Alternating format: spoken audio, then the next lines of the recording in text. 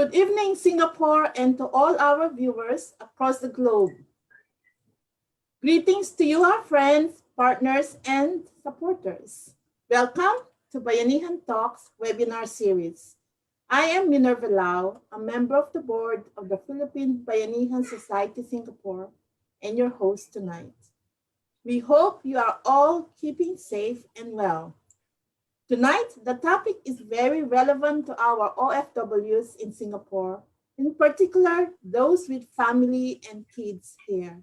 Our guest speaker, Ms. Ninalyn Cacananta, the founder and managing director of HSFE International School, will share with us the challenges of raising Filipino children in Singapore or in any other foreign country.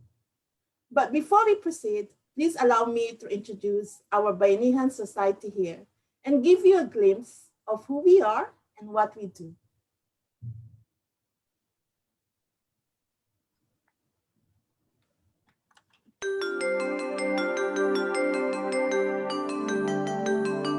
On behalf of the board of the Philippine Bayanihan Society in Singapore, I welcome you to the Bayanihan Center. The Bayanihan Center has opened its doors to support the educational, social and cultural needs of Filipinos and others in Singapore. Thanks to the strong partnership between the government of the Philippines and Singapore and the initiative of our founding president, Ms. Jenny Chua, and vice president, Mr. Ning de Guzman. Since its establishment in 2001, more than 13,500 people have undergone skills training at the Bayanihan Center. But the Bayanihan Center is located at 43 Pasir Panjang Road. It provides classrooms, facilities and support for volunteers and community groups to conduct various short-term courses including basic and advanced computer training, nursing aid, hotel and restaurant management, dressmaking, caregiving, cooking, and baking and cosmetology. To foster the socio-cultural ties between Filipinos and Singaporeans, we also organize the Bayanihan Walk. It is an annual event to bring together people from all across sectors of Singapore in a fun walkathon to promote integration of Filipinos with the Singaporean community. Tara na mak Bayanihan Center na.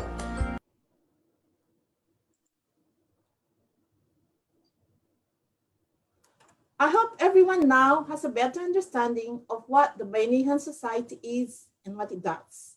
We, the board members of the society, are all volunteers, sharing the desire to contribute to the betterment of every OFW.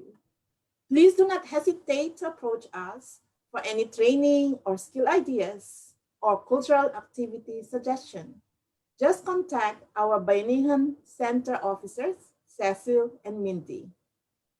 And now, may I invite Ms. Marianne Chua, PBSS Secretary, to introduce our guest speaker.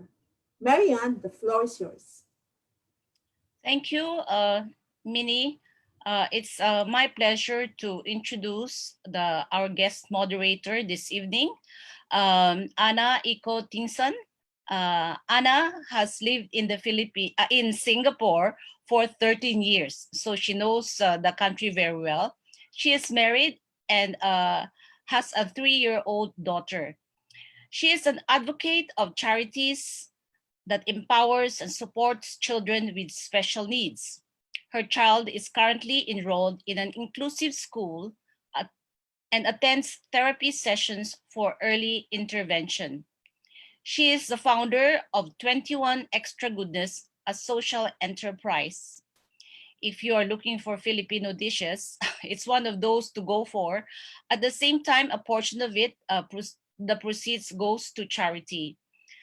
Mrs. Tingson is actually a graduate of 2 prestigious universities. That's the University of the Philippines in Diliman, BA Broadcast Communication, cum laude, and did her MBA at De La Salle University in Manila. So it is an honor for us to have Anna this evening. Anna? Hello. Hi, everybody. Hi, Miss Mac and Miss Minnie. And of course, I'm so happy and honored to be introducing to you our guest speaker for tonight at our Bayanihan webinar series. Her name is Ms. Ninalyn Cacananta, the founder and managing director of the first Filipino-run international school in Singapore. She is also a certified public accountant in the Philippines who migrated with her family to the Red Dot in 2009, a mother of three and a devoted wife to her husband, Gary. She is an active member of the BNG or Business Network Group Singapore, a group of Filipino business leaders operating in the country that collaborates for the common good of our dear kababayans. She also advocates for the beautiful calling to help others achieve their highest potential. So ladies and gentlemen, please welcome Miss Ninalyn Sulit Cacananta. The floor is yours, madam. Thanks.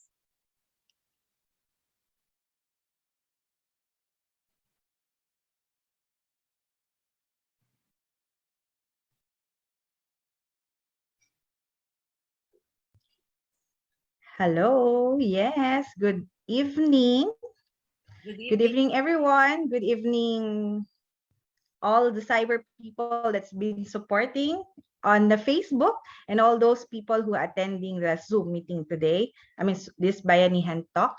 I am very much privileged to be invited to share our happy story here in Bayanihan Talks. I've been waiting for this and I'm really, really looking forward to sharing our happy story here. So without further ado, let me go and dive in and cannot share hindi na ako makapaghintay pa. So with this, it will be more of like a happy personal story of not just mine, it resonates with the rest of mostly Filipino families here in Singapore. So my topic for today, but before that, let me greet all those supporters, our HFSE community who's watching on FB, our whole HFSC International School, the teachers, the students, the mothers, the parents probably who's traveling from here, from their work to there or working from home. Thank you for watching, and I hope that with my little sharing, with what we have gone through, with the rest of our community, this can help you as well to adjust and ensure that you are not alone. So we are all in this together. So my topic for today, for tonight, is a third culture kids. What is the third culture kids, and what are the challenges of raising this third culture kids in Singapore and then also in other countries? So, but before that, let me share with you our happy story. So I'm Ninalyn Arshaga Sulit Kacananta. I always say that because nobody, para walang walang magtatampo. Ayan. Ninalyn Arshaga Sulit. We came here in Singapore back in 2009, but that time I only have my husband, Gary, and my 10-month-old son, Gabriel. And in this particular slide that you see, Gabriela had his primary six graduation in HFSE last year, and it's the we were able to pull it through at Sante Convention Center, and it's a first graduation on site. Yeah, so we were really proud of this, and of course I have another two little kids named Kulay. Kulay means Gadiel Nicolay, and that little girl who's saying, "Peace be with you, everybody," is my little princess Nikaila. I call her Kakay. So we went there. I just want to go back in 2009. Sometimes people see, "Wow, Nina, you're very successful. You're very blessed. You're already living a dream." But it's not that easy. When we came in 2009, all of us, I mean, same as to those whose family went here back in that time, we were all looking for greener pasture. And that's where we really are. But there's one condition that we have been trying to keep. That is to keep our families together. And that is a major condition that we need to have.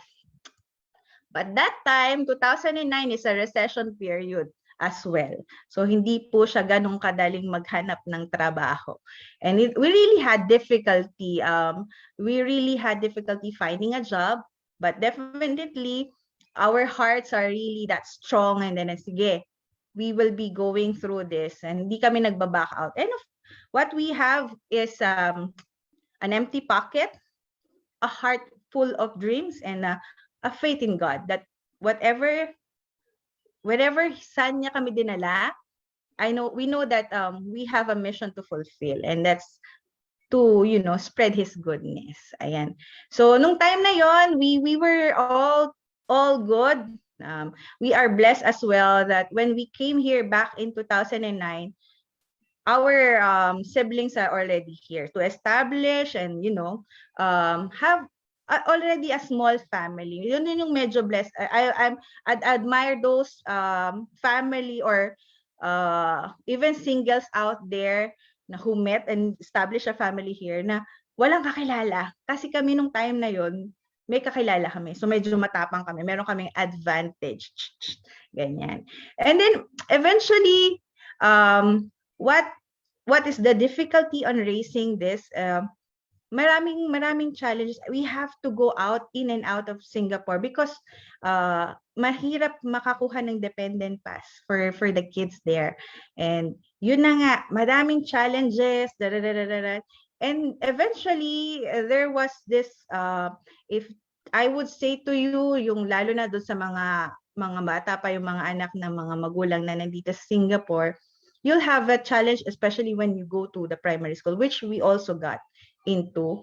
And that's the reason of our story, our happy story ng HSFE International School. But I will hold on to that. If you want to know more of our happy story, you can go and attend our open house. Yeah. So I will go on to that, and I will go and dive in raising these 3 kids, which we call the third culture kids. What is a third culture kids? Actually, this term I only got to know from one of my teacher, Miss Anne. Hi, Miss Anne. Because she's also a third culture kid.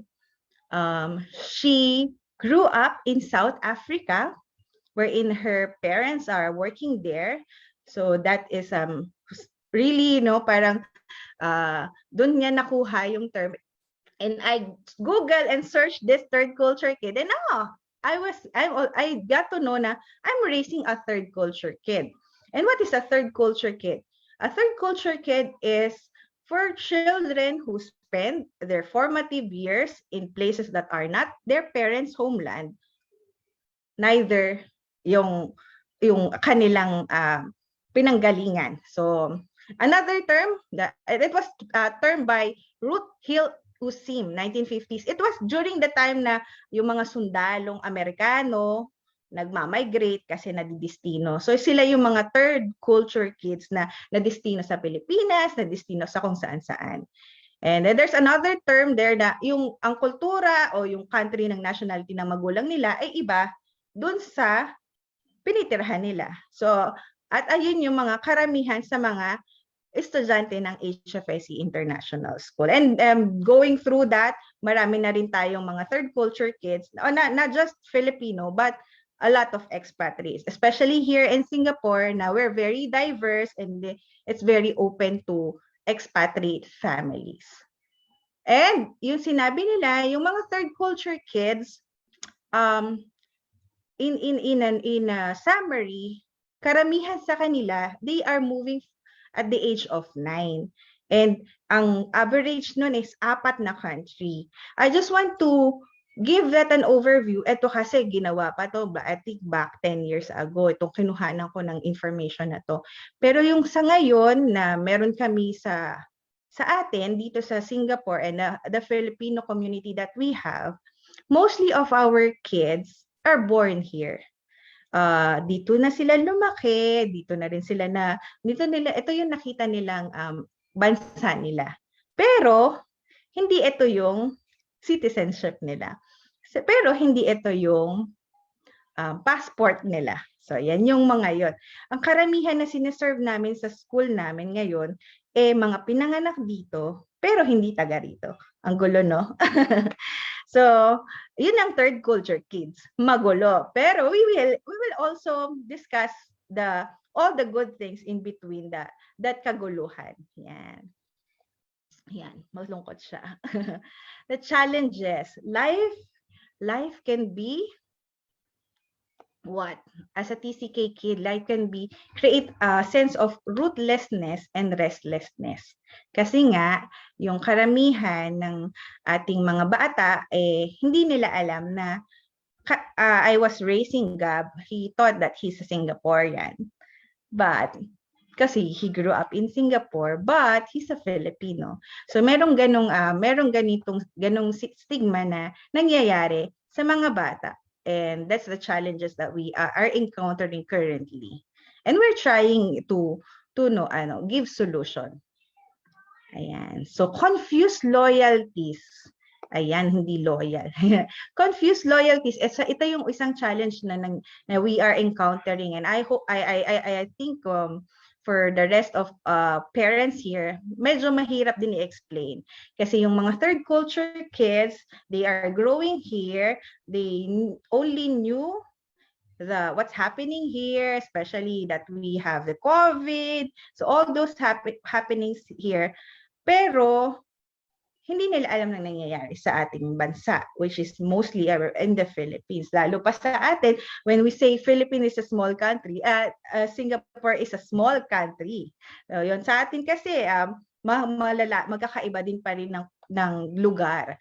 So, confused. Is my loyalty in Singapore because it's where I am growing up, or is my loyalty in Philippines is because it's my home? So yun, sa atin kasi po na mga adults, we are here working professionally. We know, we grew up back in the Philippines. We are working here. We know that our home is back in the Philippines. Pero sa mga bata na lumaki, pinanganak dito sa Singapore, ang bahay nila is Singapore. Pero hindi pa rin permanente. Kasi nga, hindi dito yung totoo nilang bahay. Kaya, nasan ba yung bahay? Pero ang masasabi ko po dyan, at patuloy na sinasabi namin sa aming mga pamilya na pinagsisilbihan, is home is where your heart is. Siyempre, kung nasan ang nanay, kung nasan ang tatay, ayun ang bahay. Ayun ang tahanan. So, doon din nabubuo ang kultura simula sa loob ng bahay. So, yan. Confused, ayan yung solusyon na doon tayo magsisimula. So kung ang kultura natin sa Pilipinas ay ganito, kailangan din natin turuan ang mga bata na mga anak natin ng kulturang nakagisna natin at ipasa natin sa kanila kahit nandito tayo sa Singapore. Yan. Painful awareness of reality. This difficulty adjusting to cultures where the only culture that is discussed or focused is on itself. Masasabi ko dito, sa experience namin sa mga bata sa HFSE, sa school na aming itinayo, karamihan sa kanila, they feel belongingness kasi karamihan sa mga estudyante namin ay Filipino. So they will see na belong sila. Pero ang nangyayari na yung mga bata na pumapasa sa AEIS. Ang AEIS po ay para sa mga estudyante na gustong mag-penetrate o mag-enroll at mag-aral sa local school sa mainstream ng Singapore. And that's where the culture is different ko. Kasi sa aming school, wherein the Filipino culture is very much evident, happy, lively. Ang sabi ng iba, maingay. Pero that's the difference of culture already. Kasi sa Pilipino, masaya siya. Pero sa ibang kultura, maingay siya. Pero doon nagkakaroon ng adjustment. Yung realidad na pag pumasok ka sa local school, nag-iisa kang Pilipino. Kung hindi man nag-iisa, dalawa kayo. Sa akin, ma'am, sa experience ko po bilang isang ina ng ng isang teenager, ang aking panganay na currently studying in a local school, secondary 1. So yun na rin yung dadalawa lang po silang Filipino sa kanilang klase of 28.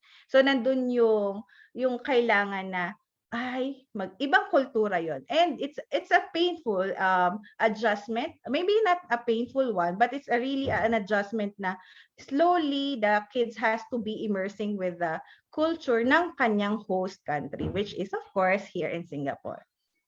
Ayan. Ayun po. So isa pa din na challenge is yung ignorance of home country culture. Yung ignorance ng home country, I think what I could say for kids here in Singapore, and basically dahil nga meron na kaming HSFE International School, we are very blessed to have the Philippine Embassy support, especially to the growing up years of my kids here in Singapore, na they're very supportive, especially of our school and how we can really immense to the culture ng Pilipino. Nung nagkaroon po ako ng school, doon lang po, pasensya na, Philippine Embassy. Doon lang po talaga ako naging active at doon ko nakita how the embassy really made an effort to connect with the community and to establish the Filipino community here in Singapore. And that is where I'm also proud of, kasi we were able to, as a school, attend the pagdiriwang, the sinagtala, and just the recent virtual celebration of our Independence Day. And this is something that we are ina-extend po natin sa mga bata na, at doon po yung, I would say, Filipino pride and yung ignorance of home country culture medyo nababawasan kasi meron pong suporta ng embahada ng Pilipinas. And that's where we are really happy as a school founder na ang advokasya mapadaltili yung root ng Filipino root ng bawat bata na nakatira dito sa Singapore. At the end of the day po, kung ang passport po na hawak nila ay Philippine, uuwi sila sa Pilipinas. Otherwise, either yung parang meron din po ako nakausap na medyo third generation Filipino, Singaporean na, and he's trying to find the culture, the root of his name. And hi Sir Clement. So yun po, yung parang he's very much na doon siya na longing na sino ba ako, saan ba ako talaga galing. And from here, yung etong ngayon, siguro dahil globalization na tayo, nandito na tayo sa internet era, and we're raising digital natives, yung mga estudyante na very much aware of internet, isang Google lang, makikita nila, malalaman nila na ito pala yung kultura ng Pilipino. Ay, nagmamano pala. Ayan pala, ay may hihilig palang kumanta. Ayan.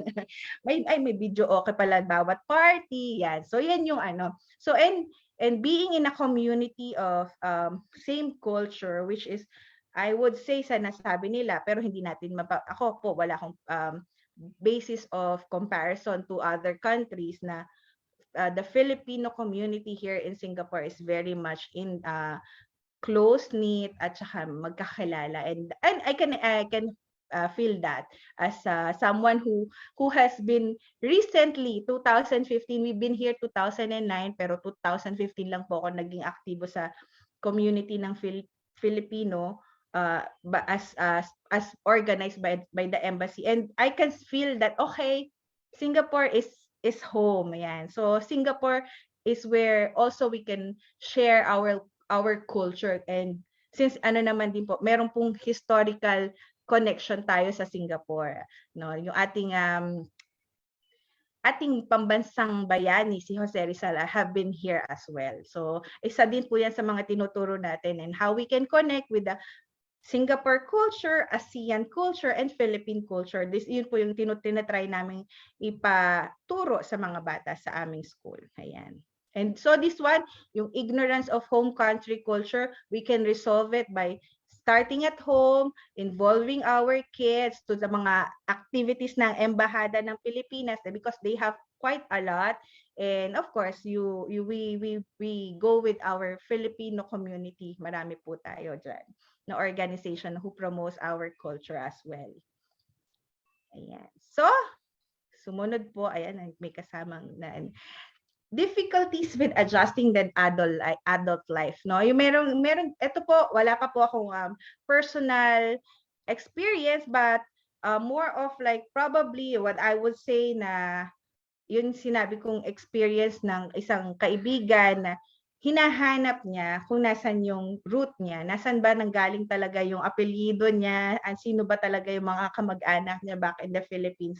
And there is really that particular like meron po din kami kasi na mga pamilya na we serve like for a year or so and has to migrate in Australia, New Zealand, Canada, US, and they are really migrating, no? And we are all global migrants. Ang sinasabi nga po ni Nas Daily, 'di ba? If there's one thing that you can ask that is nandun lahat sa lahat ng country is Filipinos dahil tayo po ay lahat. So yun po, yun yung parang you cannot have a long-term friendship with somebody, with anybody kasi you're continuously migrating to other countries. So yung deeper relationship somehow it's affecting the children, and somehow it affects their adult life kasi sino ba yung babalikan ko? Saan nga ba ako babalik? Sa Singapore ba? Sa US ba o sa Philippines? So although, of course, there's also advantage to that kasi nga, you create more friends. Pero yun din, merong nga difficulties in adjusting to each and every culture. Ayan. And of course, another challenge is there's a need for special attention of young TCK, third culture kid in education settings to make sure they are supported when and if entering a new school. This would allow an optimal learning experience for the child. And I would say na kasi nga po, karamihan sa nagmamigrate o karamihan sa mga third culture kids are migrating on their formative years, which is the very essence, foundation of our adult life. Whatever happens during our primary years, yung ating mga from birth until probably 18 years old will affect our adult life. So kailangan talaga ng may matindi at saka solid foundation of in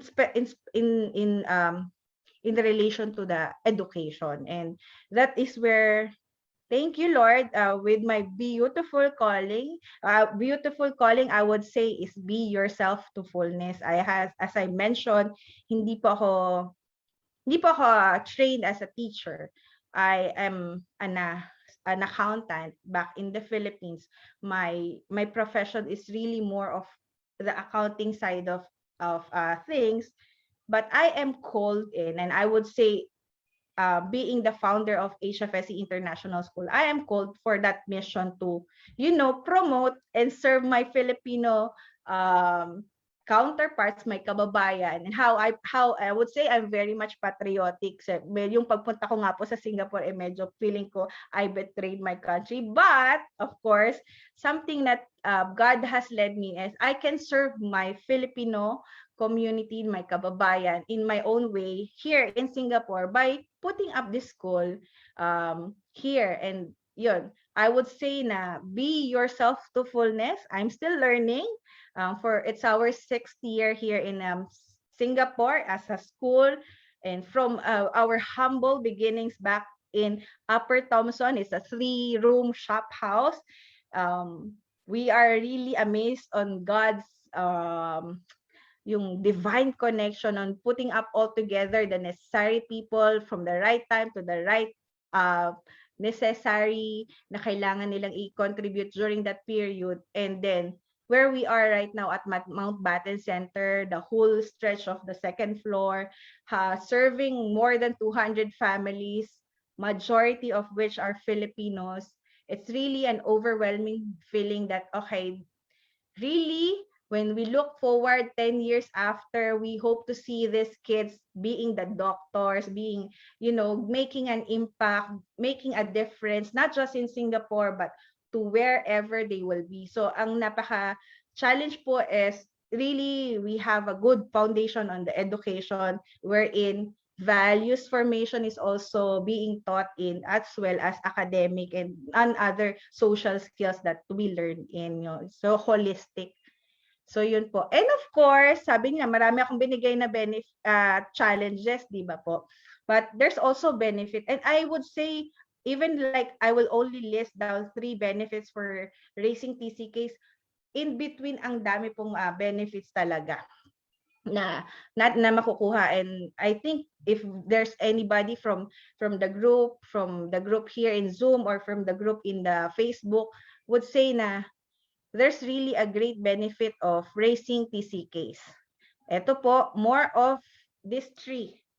Expanded worldview, third-dimensional view of the world, interpersonal sensitivity, cross-cultural competence, or cultural intelligence. Kasi po, we are living, especially here in Singapore, that we are living in a very diverse culture. May Chinese, Malay, Indian, and the Caucasian, and every representation of every country in the world, meron siguro sa Singapore. And that's where we are blessed on, and the benefit of that is enormous for the kids that we are raising right now. And your kid, my teenager, my little lady. Why? Because they are able to see the whole world, a world on its own, o in Singapore. Yun po yung good thing for that, because they are able to know the culture and respect the culture of each other. In Singapore, in our school, we have local teachers. I would say a representation of each races. We have Chinese teacher teaching Malay one, Indian, and of course the Filipino. And it's all there. And I'm really happy that, these kids sees this. These kids grow up knowing that it's possible to be there, magkasama, at nagkakaintindihan, nagkakaunawaan. Because at the end of the day, we only have one race. And I would say this to the team and to the community. Human race. Pare-pareho po tayong tao na nangangailangan ng kalinga. Magkakaiba man yung kultura natin, but we still have the same, need. That is to help, that is to be loved and be appreciated. So, at yun po yung mayroon ang mga bata. And I would say, and I could testify na yung mga batang lumalaki hindi lang sa HSFE, but to most of the international schools there, is they have that kind of respect that everybody is the same. So, of course, di natin maiiwasan yung mga sinasabi nilang racism, but this is also an opportunity for us to raise these TCK kids that everybody is your friend. All of us is, whether it's a Filipino, is a local, or an expatriate, other expatriate citizens, lahat pwede tayong mabuhay ng magkakasama. And we have just, be able to respect each other cultures. So, yan po. And yun, of course, sensitivity sila na hindi tayo basta-basta, ay mga bata na nire-raise natin, hindi basta-basta, will throw negative comments to other races. So, yan. And of course, and on top of that, sabi ng article na to na kinuhanan ko, ang third culture kids, majority of those had postgraduate qualification, and 85% of those speak 2 or more languages. Definitely for majority of our kids here, medyo mas hirap pa po sila sa Filipino on Chinese. So mostly of them had experience learning Chinese, Filipino, and then of course English. So tatlo po yan. They're multilingual, no longer bilingual but multilingual. And this is also the great the period na mas magandang i-train sila, because their brains are still expanding and still absorbing learnings yan. And of course, sabi nila may advantage ang mga TCK kids sa employers. Medyo may advantage because of course how they see the world is differently from those who are, nandun lang sa country. na kinalakihan nila. They have an appreciation of other country, what are the good things of this, and then what are the good things as well of their home country. Yan. Ayan po ang aking sharing. I hope that you are able to learn a few, one or two. At wag niyo pong kalimutan, ito po ang aming munting tahanan cyber, hfse.edu.sg. That's our website if you want to know more about our school, the first Filipino run international school, and we pride that it's coined by the embassy as well of the Philippines to be the first Filipino run. And you can call this number as well. And of course, just to give you also, this year we had our secondary courses, secondary one, and we move up one year at a time. So we started with 24 kids back in 2016. Now we're serving more than 250 families and in our school, and now we have secondary one level. So we are accepting, and if you want to know more our secondary courses and the academic pathways that we can offer to you, you just scan on the QR code, and if you have any other question, feel free to contact us in the phone number that I just stated. And that's it. Thank you, everyone, and I hope that you are able to learn a thing or two with my sharing. Thank you so much, Miss Tina. Very inspiring and very informative. I'm so happy to have met you today. So now the session is open for questions from the group. We have seen this question from Van. I will read it off. Kailan po ang open house ng HSFE? My son is an incoming P1. Ayan, yung open house. I don't have the exact date of the open house, but you can message our Facebook page. There's definitely this coming July. I mean, this month of July we'll have an open house within this period. So just to click on the like button and follow on our Facebook page. Marami po kayong makukuhang information, not just the open house, but how we thrive as a one community in HFSE. Yan po. Okay, we have another question here. Actually, it was just sent via PM. With so many TCKs in your school, what is the worst or the biggest challenge or problem that you have ever encountered or experienced? Biggest. Every day is a challenge day, every day is more of like how we can raise this TCKs, but more of like, I would say, challenge our opportunities for growth. So this, whenever we have challenge, and I would say baby pa po yung school namin, we are slow. I mean, we are on the teething stage. I would say naglalakad pa. What is the challenge that we have is we to unite, yung kasi syempre yung mga bata, they feel that Singapore is their country, and it's something that also medyo ang pinaka-challenge yung aalis yung bata and they will cry over that. Kasi syempre, it's a heartbreaking moment for us. Meron kami mga estudyante na who pass AEIS and they doesn't want to go and transfer to the local school. And it's heartbreaking for us, who will cry, of course.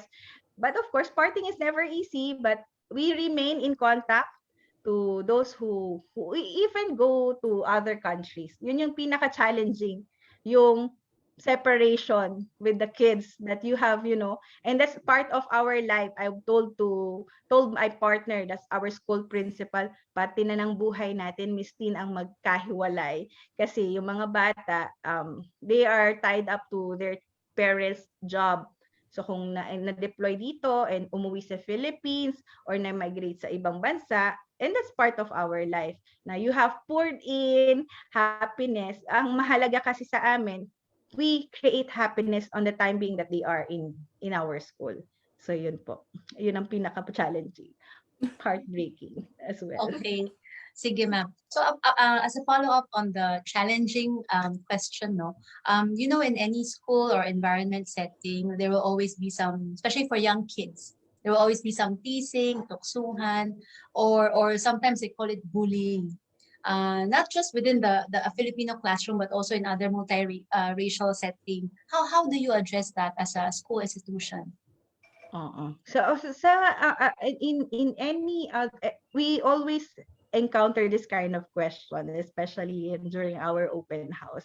Bullying is a term that we always remind our parents, our community to minimize using, kasi bullying is something that's very deep. Hindi lang siya tinukso, hindi lang siya may sinabing hindi maganda, bullying na.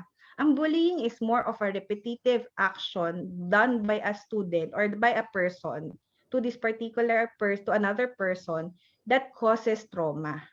So more of like, whenever we say that, we've never encountered bullying in HFSE. What we say is like, whenever we have disagreements with the kids, we want them to, mga bata yan, and something na also we also advise to the parents not to join the away ng mga bata. Kasi pag ang mga bata, and this is something that also we have encountered, unfortunately, pag mga bata nag-away, bati na sila, yung mga magulang hindi na. So, this is something that's happening not just in our school, but to other, back in other school. And that's something that also, as parents, as mature individuals as we are, we have to let the kids resolve their conflict with each other. Kasi away bata lang naman yon. And trust your teachers that they are teaching the proper values that we want. Especially in our school, we have 30-minute daily homeroom activities wherein we teach values, different set of values that we have put in para yun nga, especially this particular period, value of respect. Ayan. Thank you. We also have a last question. Maybe the rest later, you can just unmute yourself and speak. Ms. Nina, is HFSE an inclusive school whereby you accept, apart from the races, people or children with disabilities? Yeah. In HFSE, yes, we want to be an inclusive. Syempre, there are we have kids we accept kids who has special needs, but we have to assess if the kid is capable of yung mag-adapt to the mainstream school, to the regular school. Meron kaming tinatawag na trial class, so we assess the kids, and unfortunately we have to turn down a few kasi hindi sila capable pa. We will recommend, and that's actually on the pipeline, that to have a special education department, but we are not yet ready on admitting those who has more, hindi na namin medyo makikater. But we do accept those kids who has ADHD, autism, that are capable, within the other children. Thank you so much. Yes, the floor is open to questions. You may want to unmute yourself or chat or message in the chat room.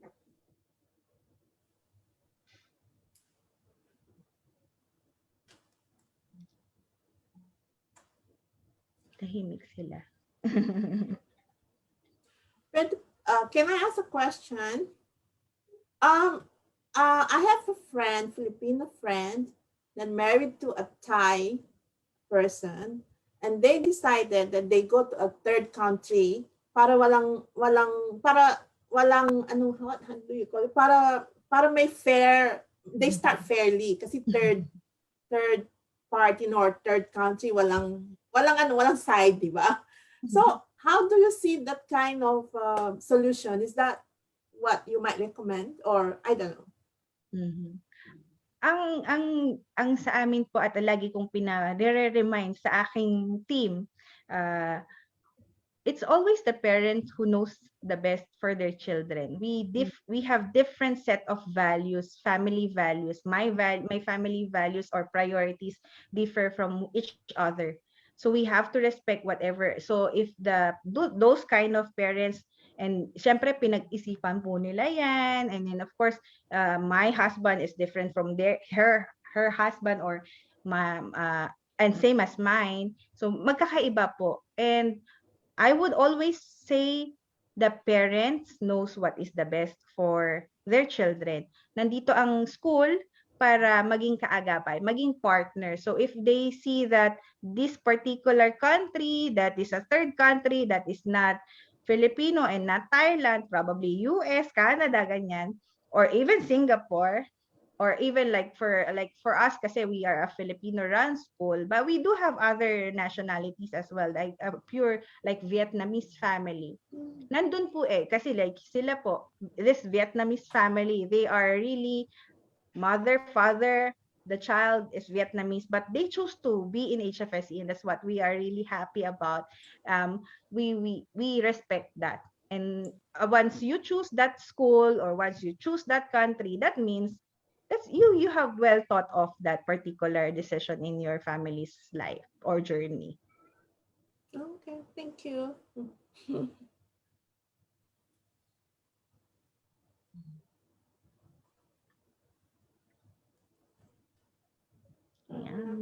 Miss,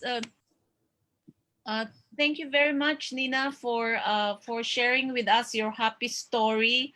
I've been really looking forward to hearing from you, because I was so excited when I learned at first, that there was actually a Filipino-run international school here in Singapore. I just wanted to find out, like some kind of activities that the school has. You mentioned about national identity. Here in Singapore, they have always this racial harmony, and then they all dress up all this with four races, including the others. So I wonder, what fun things does your school do actually to heighten this awareness of being a Filipino? Thank you. Yes, thank you po, Miss Mary Ann. Basically, from the onset of our school, since 2006, we are celebrating Buwan ng Wika. So that's, sabi nga ng ating pambansang bayani, ang hindi magmahal ng sariling wika. Pero hindi po sila marunong magtagalog. So we really are trying our best for the kids to accept and embrace this language that we all love. Masarap pong magsalita ng mahal kita over I love you, right? There's something that maybe because of us growing back in the Philippines, we want to have this kind of immersing to the culture, but that has evolved actually. Yung Buwan ng Wika, we have decided to go in as International Language Day, but of course still keeping on some traditional things. This year, for our school, we have initiated a program by one of our teacher.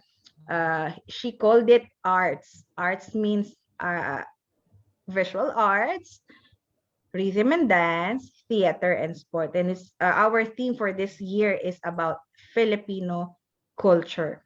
So kasi ang ano po kasi natin, ang goal natin is hindi lang kami isang Filipino school. We are Filipino run international school. I will always say, we started in the Filipino community serving, but we are extending our arm and showing to the world that how a Filipino community can be also an ASEAN community. Kasi lahat naman po tayo halos pagkare-pareho ng kultura. So doon po, marami po kaming mga programs inside our curriculum that gives a glimpse of our culture back in the Philippines. Recently, we had our virtual field trip kasi gawa ng COVID. So we toured the kids around the Philippines. So virtual tour po yan. So we have showed them.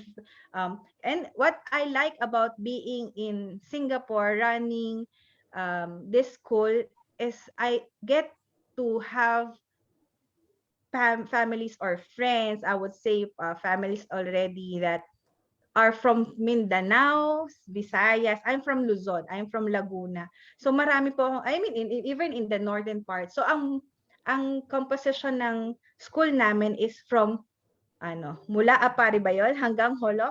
So pero like from Luzon until Mindanao, we have that mix of culture kasi magkakaiba din naman po yung kultura ng mga taga Luzon, taga Pampanga, taga Bicol, and we have a few of those representation in our school. And back in 2018 po, meron din kami yung buwan ng wika. We had our festivals, yung mga yan. And syempre, as uulitin ko, hindi ako nag-aano sa embassy kasi masaya po ako na sinusuportahan kami ng embassy and we were able to showcase some of our children's talents and gift. Yan po. So sa mga programs ng embassy, yan. Thank you. Do you have a program like food is always a very good teacher of culture. So Filipino food. Yes. Food Festival or something, or do you have that in the school like when you where do they have their lunch there? I mean, how is the canteen? Do they serve Filipino food, or I'm just wondering. Apo. Bali, dahil po kami ay limitado we are offering quite an affordable tuition fee. So we're trying to maximize our premise kasi medyo hindi, alam niyo naman po sa Singapore, it's not that easy to get a good location and a much affordable price. Yung mga bata po sila sa loob ng classroom kumakain. Pero when we have programs, especially yung buwan ng wika nga po na it's our program that I would say very Filipino. We have that sharing yung mga pagkain back in the Mindanao. Syempre magkaiba po yun yung mga pagkain na ginataan sa Bicol, ang mga pinakbet sa Ilocos, and that's something that we really were happy to share. So syempre ngayon po medyo hirap po tayo sa ganun kasi COVID pandemic, but we were able to have that kind of celebration in our school. Pag meron po kaming mga last year po, like for example, we have Christmas party. We have an early Christmas party. We celebrated November. Total naman po nagse-celebrate tayo ng September pa lang. So we have, kasi November is end of the school year. So we decided to have a Christmas year-end party for the kids. They bring in puto, ayan. So, madali naman pong maghanap, may paluto pa nga po, di ba? So, madali naman pong mag-share ng ano. And some of our teachers as well, they bring in their curry puff. So, they were also sharing their culture in HFS, which is what we really, really happy about. Yan. Thank you. Okay, I think we have time for 2 more questions. Anybody who would like to ask, Miss Mina?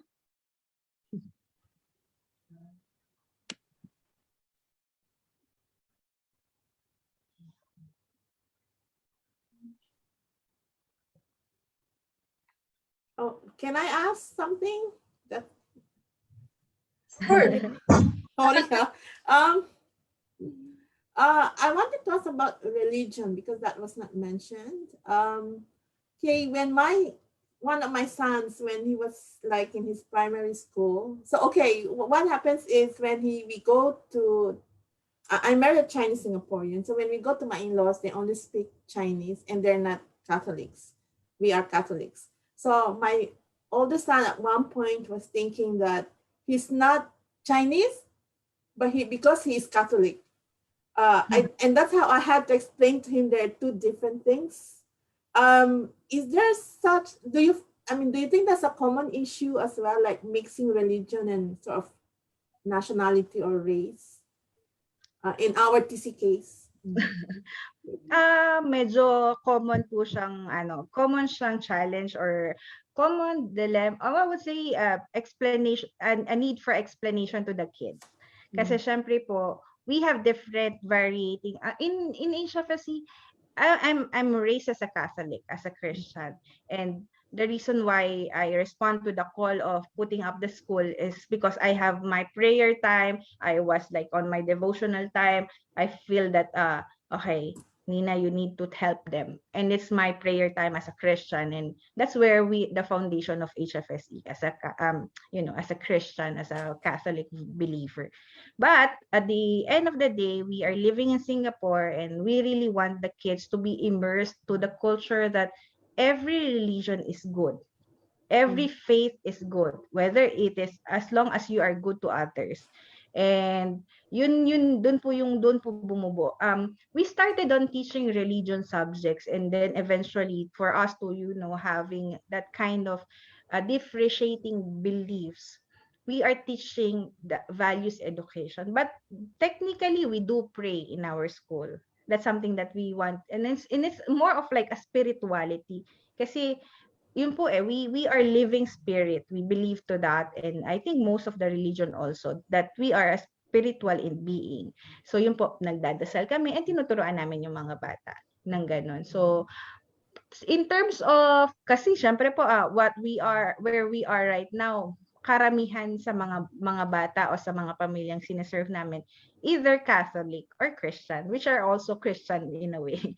So but of course, like for example, yun nga po, ang aming Vietnamese family, or we have last time we have an Indian family who joined us.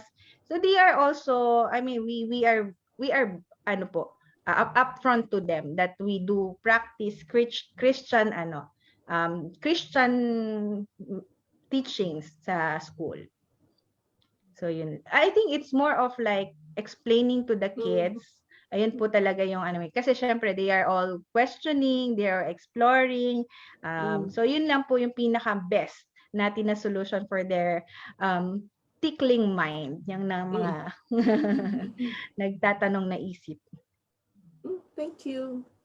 Thank you, Nina. Actually, my daughter was studied in a Catholic school, local school, and what they had is, if you're not Catholic, you actually have instead of catechism, because there's always one period in the week you have catechism, they actually have an ethics class.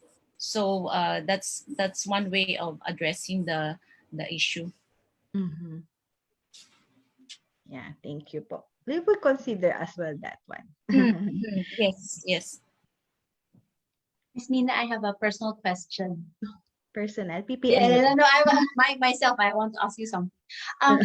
So how do you see HFSE long term, say in 5 to 10 years?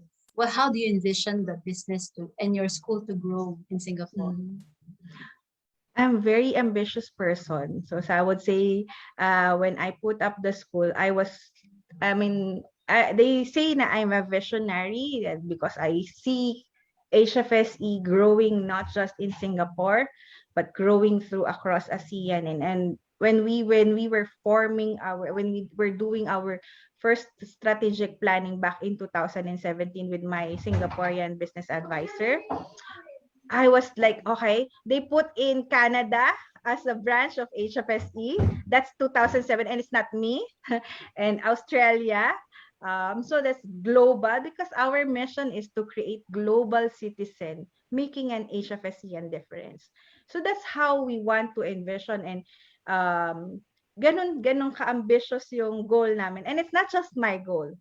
It's the goal of the community that I'm serving. It's the goal of the people who trusted, supported this advocacy, this mission, this journey. So, ako lang po yung taga-simula. Sabi ko, ako lang yung pasimuno. Pero, hindi naman po ako lang yung nagtutuloy. So, these are already dreams.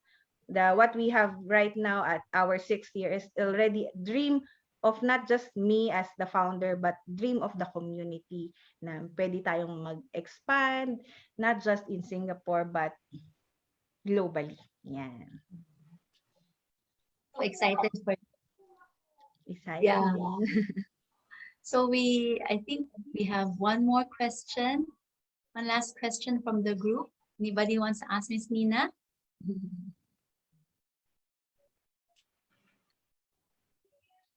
All right. So if there are no other, I think. There is one. There is one on. Sorry, there is one. Hold on, hold on. Sure. Let me just.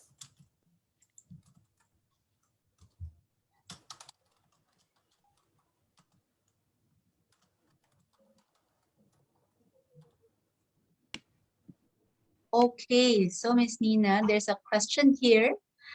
Depression is one of the issues facing teens in Singapore right now. How does HFSE help in identifying this from your young students? From Joey Pesiler. Okay. Depression is similar to bullying, is something that we at most try to avoid telling to the kids, kasi ito yung mga bata, especially P1s, if what sadness may mean depression already, kasi ito yung mga bata I mean they are still on their learning stage, and sadness, depression for us might be just sadness to them. How we address, currently we have kids from upper primary. This is where exploration stage already. So now that while we are moving one step at a time, we have been engaging a counselor. So if we see somebody who has manifesting not just depressing, or something like more of like crisis, identity crisis, or personal challenges in that particular student, we would want to sit down with that particular student and get to know their challenges, not just in the school but that personal. So ngayon sinisimulan po namin ay kasi we are just serving primary 1 up until secondary 1. That means 7 years old students up until 13. So, medyo meron na po naman kami mga nakikita mga ganong manifestation, and we always pray to God to help us out, equip us with the necessary to, help these kids as well as for all of us, no. This particular period in the time of our life, this historical period that we are going through is not an easy one. But if we have a community wherein parents support each other, kasi syempre ang depression hindi nanggagaling sa bata lang. So naipapasa po 'yan. Sabi nga nila, 'di ba, yung mental health is something that is very much being advocated today na to took after, kasi it can also be passed on. So pag naging negatibo tayo sa pag-iisip natin at this period, it can also be, and we are also like, narrating, expressing, uttering this kind of negativities, it will all definitely lead to depression kasi doon po na-feed yung ating utak. So in HFSE, we have a very good support system. Hi po sa mga partners for excellence namin, ang aming parent support group, who's very much, pag may nakita na mga bata, nire-report na agad sa amin, and then we will have to go and dig deeper to the situation. Ganun pong ka-close-knit yung community that we have in.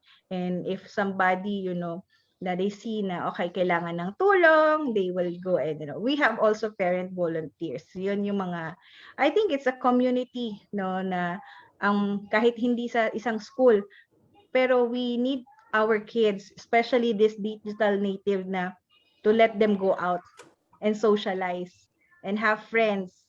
Yun po yung karamihan sa, siguro hindi lang sa HFSE, pero sa buong mundo na kabataan ngayon. So we really need to reach out to them. Kasi tayo yung nakakaintindi ng dati.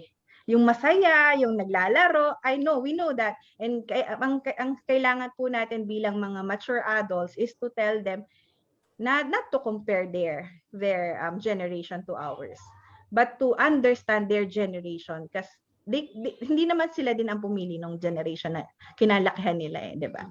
This is the generation of digital, and of course, no more, lalo na po, it's a good thing that it happened as well, this period. Paano kung nangyari yun nung naglalaro tayo sa labas, wala na tayong ginawa, brown out pa, ganyan. Nandun lang tayo sa loob ng bahay, ang init, di ba po? But this happened at this particular period of time. You always look at the brighter side of things. That's something that also has to come from the adults that's looking after these kids. So if we are equipping ourselves not to be depressed with the situation, we are able to coach, mentor our children, the young adults or the young ones with the proper, mindset, yung proper outlook, positive of course, to what's happening inside them and outside. So, yun po. Thank you so much, Miss Nina. Yes, so very insightful and very informative and very inspiring stories and insights from you. Thank you so much. And of course, with all your questions, I think we have learned so much for tonight. Yes, so I'll pass on the floor to Miss Mini. Yes, thank you. Hi. Yeah. Thank you so much. Thank you for that. Very informative, insightful, and inspiring. Lahat parang walang problema lang, no? The way that Miss Nina was explaining, walang depression, walang bullying, walang ano. There are always ways of solving or at least addressing all these issues in a more matured way. I think we might need some training for the parents, baka. Kasi baka yung parents na nagkakaproblema na napapasa sa bata. So, that might be possible. So, but sincerely, that was inspiring. Para bang lahat naman may solution. So, it's good to hear from you and to learn from you. And I hope all these children and parents who are listening are also learning and getting inspired just to be more positive in life. Especially with the COVID pandemic, it sometimes depresses you. Kasi lalo na kung hindi ka nakakalabas, we are all social beings. Hindi tayo pwedeng nag-iisa. Hindi tayo pwedeng wala tayong kausap. So it does help. So thank you so much. And thank you for Annie, who's a mother of a 3-year-old beautiful lady, beautiful girl. So mahaba pa yan. It's another many years to go before the teenage angst will come out. But these are all challenges that we should be facing bravely and happily. So yes, they make our world better actually. So thank you so much. And wag muna po kayong alis. Before that, may I call on Christy Vicentina, our PBSS Vice President, to give us the closing remarks. Christy, please.